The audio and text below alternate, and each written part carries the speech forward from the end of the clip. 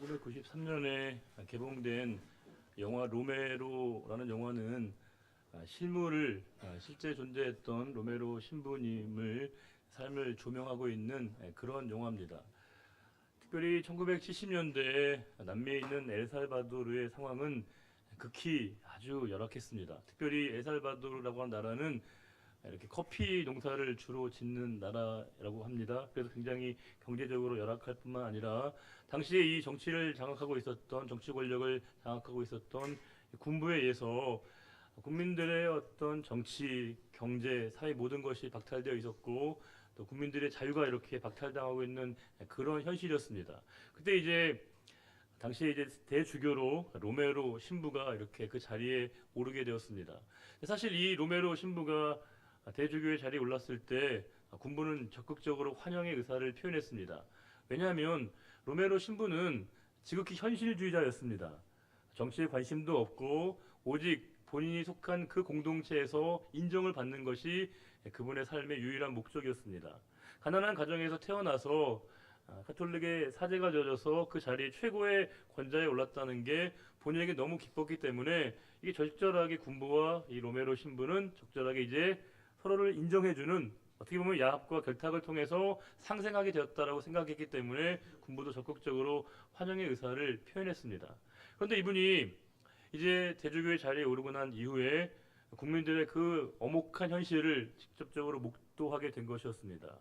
자유와 인권이 박탈당하고 있는 그 처참한 현실 가운데 그분이 점점 의식의 눈을 뜨게 되었습니다. 게다가 동료 사제가 죽임을 당하는 그 현실을 접하면서 그분은 행동하는 신앙인으로 바뀌어 가게 되었고요. 결국에 모든 사람들이 추앙하는 민주화의 화신으로 등장하게 되었습니다. 그 영화 말미에 보게 되면 이제 마지막 그분이 이제 그 미사를 집전하는 과정 속에서 군인들에게 그렇게 외치는 장면이 있습니다. 내가 여러분들에게 부탁하고 여러분들에게 요청하고 명령하는데 사람들을 억압하지 말아달라고 요청하게 됩니다. 그리고 이 미사 가운데 그분은 실제로 80년 3월 24일 마지막 그 미사 가운데 암살을 당하게 되시고요. 순교를 당하시게 되었습니다. 그 상황 가운데 영화를 보면 다 느끼시는 것이겠지만 그분은 별로 이렇게 현실에 관심 있는 분은 아니었습니다.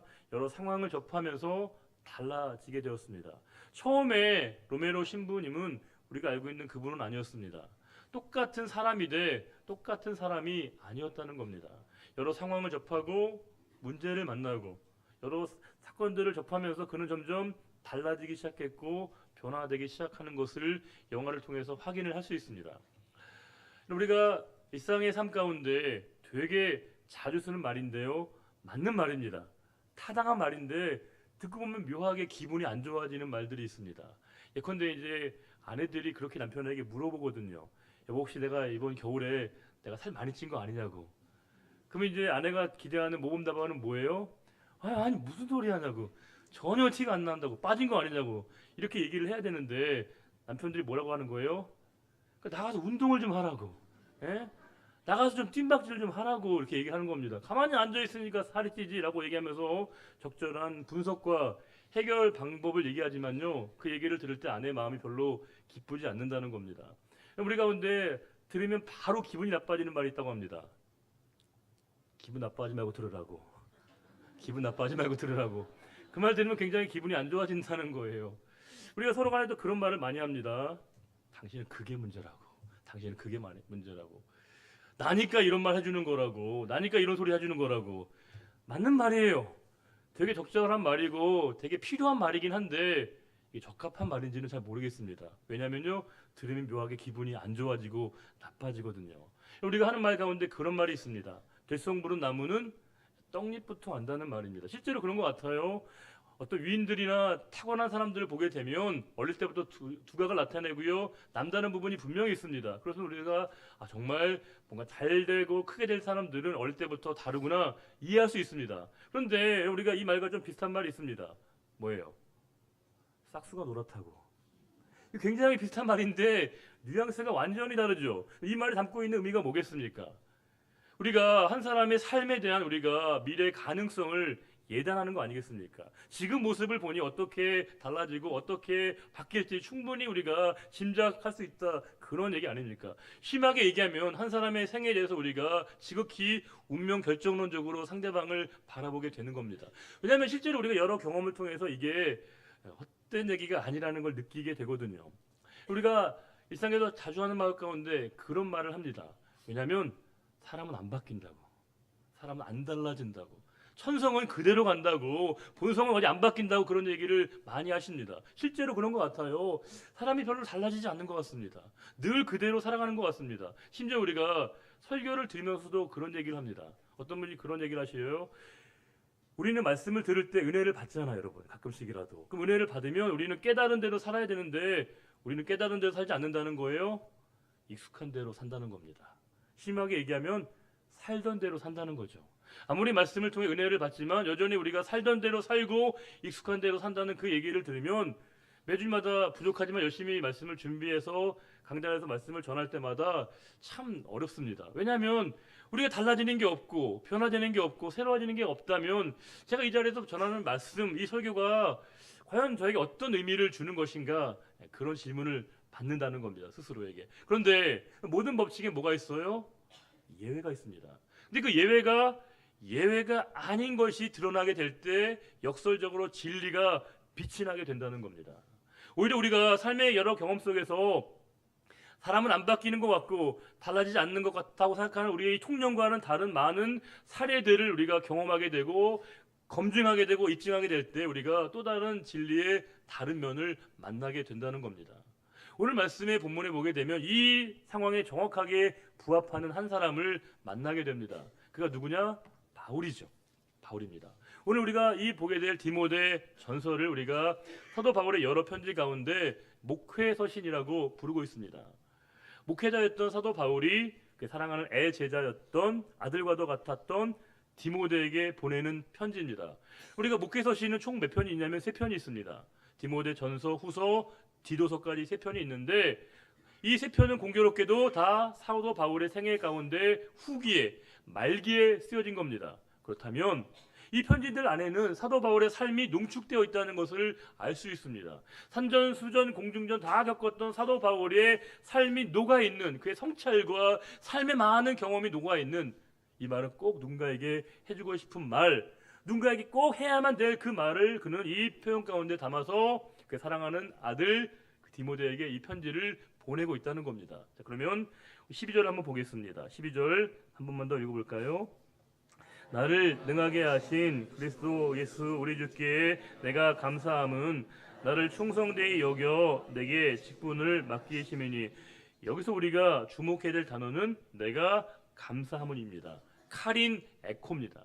이 카린 에코는 뭐냐면 현재 직설법 능동태라고 하는 문법적인 표현을 하고 있는데 그게 뭐냐면요, 지금 그가 변함없이 감사하고 있는 것이 무엇인가를 얘기해주고 있습니다. 우리가 어떤 감사를 하고 있느냐가 나를 말해준다는 겁니다. 우리의 감사의 내용이 우리 인격을 반영해 줍니다.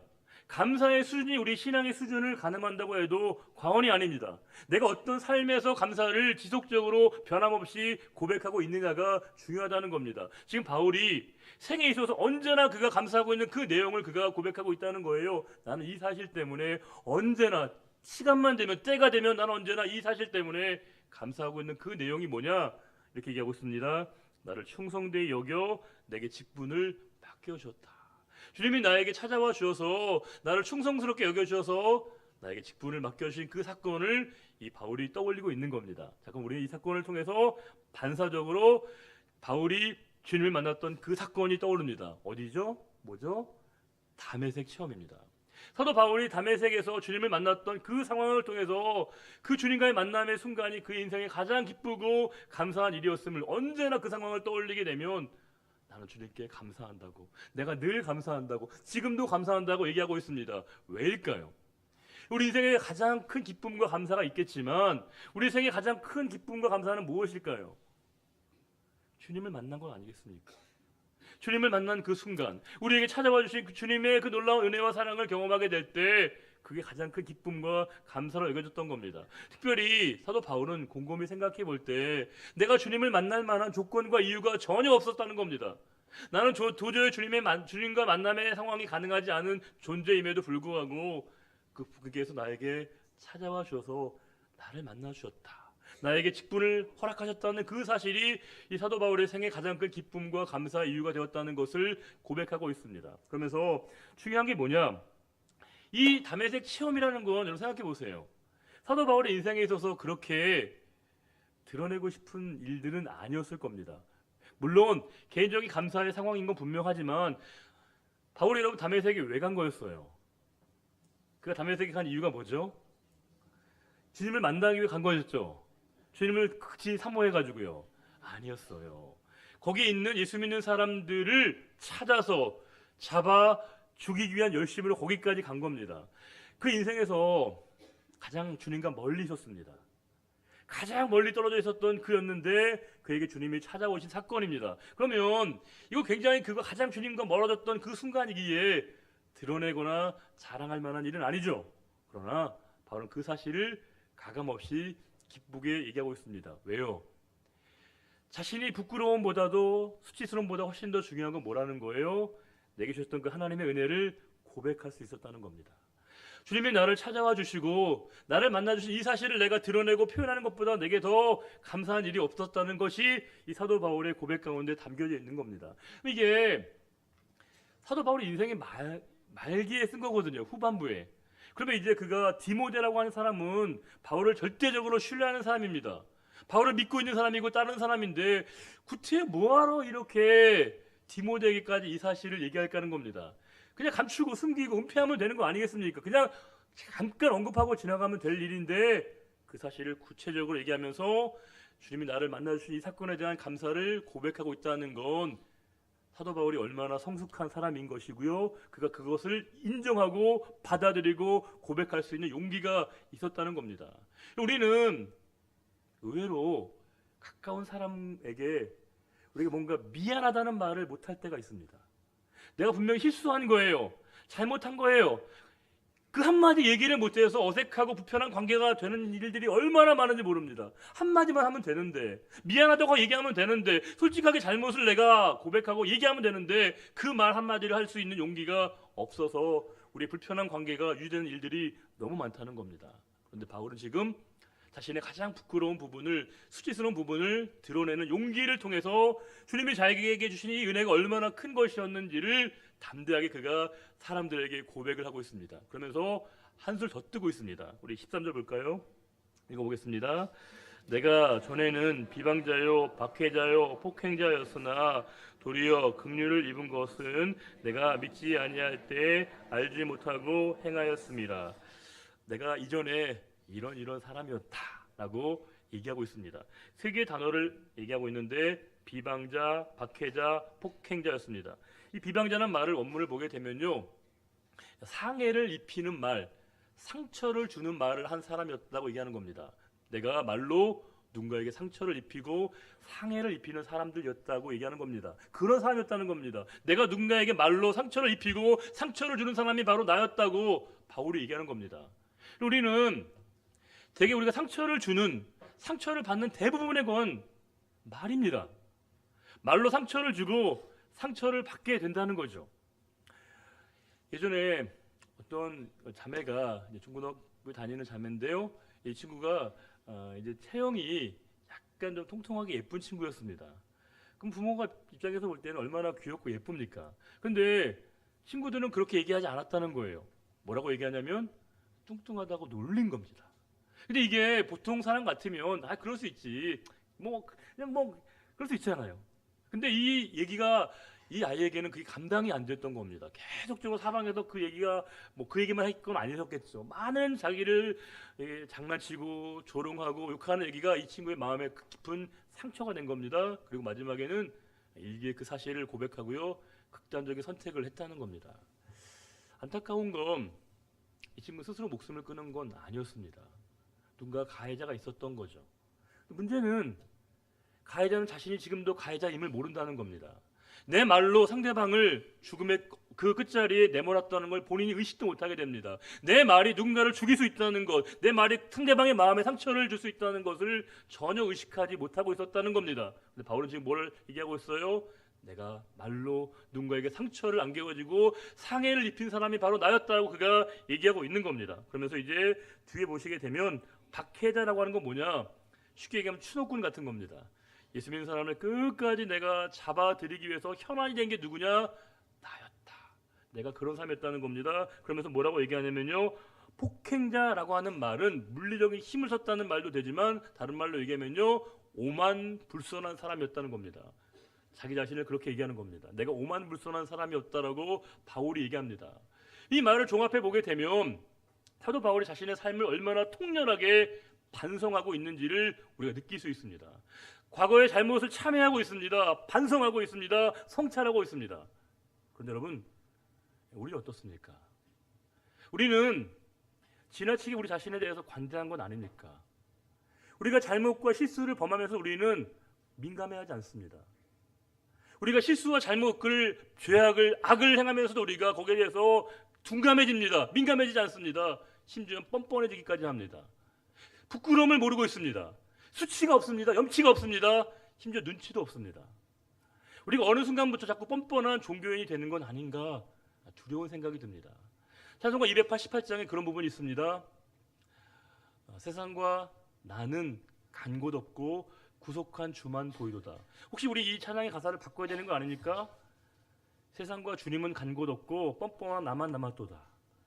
우리가 너무 뻔뻔해지고 있다는 겁니다. 태연해지고 있다는 겁니다. 죄를 지었어도 그것을 성찰하거나 반성하지 않는다는 거죠. 그러나 지금 바울은 철저하게 자신의 잘못과 부끄러운 부분을 내어놓는 용기를 통해서 자신의 잘못을 반성하고 성찰하면서 그것을 용기 있게 고백하는 진정한 참회와 용기 있는 회개를 그가 고백하고 있었다는 겁니다. 그러면서 그가 이렇게 얘기합니다. 내가 전에는 비방자요 박해자요 폭행자였으나 도리어 긍휼을 입은 것은, 왜 하나님이 나에게 긍휼을 주셨냐? 내가 믿지 아니할 때 알지 못하고 내가 모르고 한 일이기 때문에 주님이 나에게 긍휼을 베풀어 줬다고 얘기하는 건, 다른 말로 하면 뭐라는 거예요? 알고 행한 것에 대해서는 책임을 받는다는 겁니다. 우리는 여러분 죄를 몰라서 죄를 짓는 거죠. 뭐가 나쁜지 몰라서, 어떤 게 그릇된 일인지 몰라서 죄를 짓는 거죠. 아니에요. 우리에게 양심을 주셨고 말씀을 주셨습니다. 무엇이 옳고 무엇이 그른지 충분히 우리에게 알려주셨는데 우리 알고도 짓는다는 겁니다. 뻔히 그것이 악이고 죄임에도 불구하고 그것을 죄로 생각하지 않고요, 자기 스스로를 거기에 대해서 둔감하게 되어지게 될 때 사도 바울은 주님의 은혜가 나에게 임한 것은 내가 모르고 행한 것이었다라고 얘기하고 있습니다. 그러면서 14절에 이렇게 고백을 하고 있습니다. 같이 읽어볼까요? 우리 주의 은혜가 그리스도 예수 안에 있는 믿음과 사랑과 함께 넘치도록 풍성하였도다. 이게 이제 헬라어 원문은 우리말과 좀 다릅니다. 순서가. 우리말 순서는 엄격하게 순서가 있잖아요. 그러니까 넘치도록 풍성하였다는 서술어가 맨 뒤에 가야 되는데 헬라어 원문에는요, 그 말이 맨 앞에 가 있습니다. 헬라어는, 그리스 말은 강조하고 있는 말을 맨 앞에 쓰는 거예요. 그러면 지금 바울이 뭘 얘기하냐? 내게 넘치도록 풍성하다는 겁니다. 뭐냐? 주님의 은혜가 나에게 넘치도록 풍성하다라고 바울이 얘기하는 겁니다. 우리가 바울의 생애를 생각해 보면 진짜 그랬나요? 바울이 그렇게 평탄한 삶을 살았나요? 아니죠. 굴곡진 삶을 살았습니다. 모욕을 당하고 수치를 당하고 끊임없는 고행과 고통과 고생을 살았는데 그가 뭐라고 얘기하냐?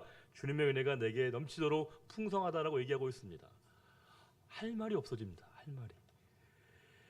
철저하게 하나님만 바라봤던 그에게 주신 하나님의 은혜가 얼마나 큰 것인가를 그가 고백하고 있습니다. 마치 다윗이 얘기한 것처럼 내 잔이 넘치나이다라고 고백했던 바울의 고백입니다. 그는 지금 하나님의 넘치는 그 은혜와 사랑을 그가 받았다라고 얘기하고 있습니다. 그의 평생의 삶을 정의하는 것이 뭐냐? 주님의 은혜라고 얘기하고 있으면서 뭐라고 고백하냐면요, 그리스도 예수 안에 있는 믿음과 사랑과 함께, 그 안에 믿음과 사랑이 얼마나 그에게 채워져 있었는가를 알 수 있습니다. 그러면서 15절 읽어볼까요? 미쁘다 모든 사람이 받을 만한 이 말이여, 그리스도 예수께서 죄인을 구원하시려고 세상에 임하셨다 하였도다. 죄인 중에 내가 됐습니다. 여기서 우리가 주목할 말은 미쁘다 이 말이요, 이 표현입니다. 왜냐하면 이거 사도 바울이 이제 이 말을 5번 딱 쓰거든요. 근데 공교롭게도 다 목회 서신에만 5번이 나옵니다. 인생의 말미에, 인생의 후반부에 그가 자신의 삶을 정리하면서 가장 꼭 필요한 말, 내가 꼭 하고 싶은 말을 남기고 싶을 때 밑보다 이 말이었었는데, 그게 뭐냐? 그리스도 예수께서 죄인을 구원하시려고 이 땅에 임하셨다. 주님이 죄인을 구원하시기 이 땅에 오셨다고 이야기하고 있습니다. 주님이 이 땅에 오신 이유, 죄인을 구원하고 살리시기 위해 오셨다는 거예요. 일반적인 얘기, 누구나 알 수 있는 얘기 아닙니까? 그런데 더 중요한 게 뭐예요? 죄인 중에 내가 괴수라고 얘기하고 있는 겁니다. 죄인 중에 내가 으뜸이다. 모든 죄인 중에 내가 제일 큰 죄인이다. 죄인 중에 죄인이 바로 나라고 얘기하고 있습니다. 바울이 이렇게 얘기하면 우리 할 말 없는 거 아니에요? 바울이 자기 자신을 죄인의 괴수라고 얘기하고 있습니다. 뭐겠습니까? 그는 가장 큰 하나님의 은혜를 깨달은 겁니다. 주님이 나를 구원하시기 오셨던 그 사실이 바울의 삶의 가장 큰 기쁨과 은혜가 되었다는 겁니다. 우리가 이 말을 오해하시면 안 됩니다. 이 말이, 내가 괴수라는 이 말이 현재로 쓰였거든요. 바울이 자기 자신을 죄인의 괴수로 인정하고 있는데, 그럼 이 바울이 죄가 용서받았고 주님의 십자가로 모든 죄가 씻겨졌다는 걸 알지 못했냐? 아니에요. 알았기에 오히려 역설적으로 이렇게 깨달은 겁니다. 왜냐? 바울이 지금 묵상하고 있는 건 자신의 죄가 아니라 주님의 은혜였습니다. 주님의 은혜를 묵상하니까 자신의 죄인됨이 더 커 보이는 거죠. 우리가 그렇지 않아요. 우리가 자식된 도리로서 부모님께 성의를 좀 표하기도 하고, 우리가 주님을 부모님께 봉양하기도 하지만, 모든 자식들은 다 부모님 앞에서 불효자 아닙니까? 우리가 무엇을 한다 한들 부모님의 그 사랑과 은혜를 다 갚을 수 있겠습니까? 바울은 그걸 알았던 겁니다. 자신이 죄인 중에 괴수라는 말은 뭐예요? 내가 이 세상에서 가장 큰 하나님의 은혜를 받았다라고 얘기하는 겁니다. 왜 자신에게 이렇게 은혜와 긍휼을 베푸셨느냐? 16절에 이렇게 얘기하고 있습니다. 16절 읽어볼까요? 그러나 내가 긍휼을 입은 까닭은 예수 그리스도께서 내게 먼저 일체 오래 참으심을 보이사 후에 주를 믿어 영생 얻는 자들에게 본이 되게 하려 하심이라. 여기서 오래 참으심을 보이사, 이 말은 진노의 유보입니다. 주님이 진노를 참으시고 유보하셨다는 거예요. 그러면서 계속 우리 자신에게 긍휼을 베푸신 이유가 뭐냐? 나를 영생 얻는 자들에게 본이 되게 하시기까지 자기를 참으셨다고 얘기하고 있습니다. 우리 교회는 그렇게 하지 않는데, 가끔 다른 교회를 보면요, 예배 실황을 이렇게 영상으로 띄워줄 때가 있는데, 되게 이제 목회자를 비추거나 가끔 찬양대를 이렇게 비추는데, 예배 중간에 혹은 설교 중간에 가끔 이제 성도님들을 딱 비추는 그런 교회가 가끔 있더라고요. 그러니까 예배 중간에 갑자기 성도님들을 비추는 거예요. 그러면 이제 갑자기 본인을 딱 비추면 교인들 반응이 다 똑같습니다. 화들짝 놀라셔요. 화들짝. 왜냐하면 갑자기 이제 긴장 없이 있다가 본인을 딱 비추니까 얼마나 긴장하겠습니까? 그러면서 약간 태도가 달라집니다. 갑자기 의자에 딱 정지자세를 하고요, 오직 시선을 딱 앞으로 고정하면서 예배보다 더 몰입하게 된다는 겁니다. 이유가 뭘까요? 이 또 언제 올지 모르거든요. 또 언제 본인을 이렇게 비출지 모르거든요. 그럼 우리가 한낱 카메라 시선도 그런데, 지금 우리 누군가는 저와 여러분을 지켜보고 있다는 겁니다. 감시하는 게 아니에요. 본을 받기 위해서, 우리가 가는 그 길을 본받기 위해서 우리를 주목하고 우리를 바라보고 있다는 겁니다. 여러분, 묻습니다. 저와 여러분은 과연 우리의 자녀들에게, 우리 가족들에게 본이 되고 있습니까? 우리가 우리의 삶이 우리의 믿음의 식구들에게 과연 본이 되고 있는 삶을 살고 있는 게 맞습니까? 우리 세상에서 만나는 사람들에게 과연 우리가 본이 되는 건 맞습니까? 주님은 우리에게 긍휼을 베푸신 이유가 뭐냐? 우리가 주님을 본받아서 우리가 예배 가운데, 또 우리가 섬김 가운데, 나눔 가운데 누군가에게 본이 되는 삶을 살아가도록 우리에게 긍휼을 베푸신다라고 사도 바울이 우리에게 도전을 주고 있는 겁니다. 그러면서 사도 바울은 마지막까지 그 모든 영광을 하나님께 올리고 있습니다. 우리 17절 말씀, 사도 바울의 고백을 함께 나누면서 이 고백이 우리의 고백이 되기를 바라며, 우리 17절 말씀을 다 같이 읽고 오늘 설교를 마치겠습니다. 영원하신 왕 곧 썩지 아니하고 보이지 아니하고 홀로 하나이신 하나님께 존귀와 영광이 영원 무궁하도록 있을지어다. 아멘. 하나님 아버지, 우리를 생명의 길로, 구원의 길로 인도하신 하나님께 무한 감사드립니다. 사도 바울이 자신을 죄인 중에 괴수라고 고백했던 이 말씀을 표현을 접하면서 한없이 부끄러워지는 우리 자신을 보게 됩니다. 어느 순간부터 우리가 깨닫지도 못하고 부끄러움도 없어지고 수치스러움도 없어지고 또 우리가 염치도 없어지고 눈치도 없어지는 것은 아닌가. 잘못을 범하면서도 실수하면서도 그것을 우리가 받아들이지 못하고 잘못을 우리가 용기 있게 고백하지도 못하는 모습이 혹시 우리의 모습이 되는 것은 아닌가 두렵습니다. 주님 우리에게 악을 깨닫게 하실 때 잘못된 길을 가게 하신 걸 알게 하셨을 때 돌이킬 수 있는 그 용기를 저희들에게 주옵소서. 잘못한 사람에게 실수한 사람에게 미안하다라고 용서를 구해달라고 표현할 수 있는 그 용기를 저희가 갖게 하여 주옵소서. 우리가 용서를 구할 대상은 하나님이실 뿐만이 아니라 우리가 잘못을 범하고 실수한 사람들에게 용기 있게 그것을 고백할 수 있는 마음을 주시고 우리가 모든 사람에게 본이 되게 하여 주옵소서. 자녀들에게 본이 되게 하여 주시고 가족들에게 본이 되게 하여 주시고 믿음의 식구들에게 본이 되게 하여 주시고 세상에 만나는 모든 사람들에게 본이 됨으로 말미암아 예배와 섬김과 나눔의 본을 살아갈 수 있는 우리 모두가 되기를 바라오며 거룩하신 우리 주님 예수 그리스도의 이름으로 감사하며 기도드리옵나이다. 아멘. 다 같이 일어나셔서 찬송가 341장을 함께 찬송하겠습니다.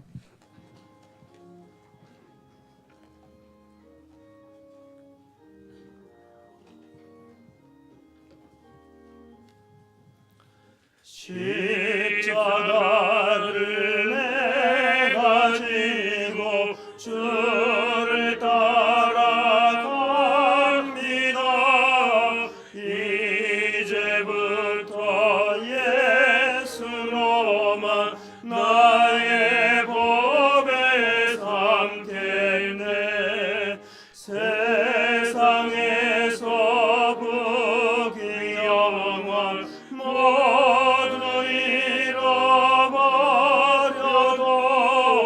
주의 평안 내가 받고 영생 복을 받겠네. 주도 번역 당했으니 나도 번역 당하리. 세상 사람 간사하나 예수 진실합니다. 예수 나를 사랑하사 빛난 얼굴 보이며